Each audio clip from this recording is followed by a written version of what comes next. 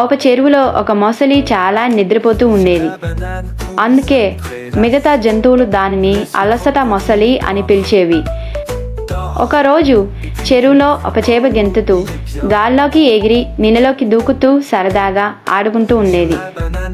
అప్పుడు మొసలి ఆశ్చర్యపోయి ఇలా అంది, నువ్వు అలా ఇలా చేస్తావు అని అడిగింది. చేప నవ్వుతూ హూహు, సరదాగా ఆడుకోవడానికి కదలాల్సిందే కదా అని చెప్పింది. అప్పుడు అలసట మొసలి ఆలోచించి తాను కూడా కొంచెం చురుగ్గా ఉండాలని నిర్ణయించుకుంది. అప్పటి నుంచి అది నిద్ర మానేసి స్వల్పంగా అయినా తేలిపోతూ ఆనందంగా జీవించడం ప్రారంభించింది.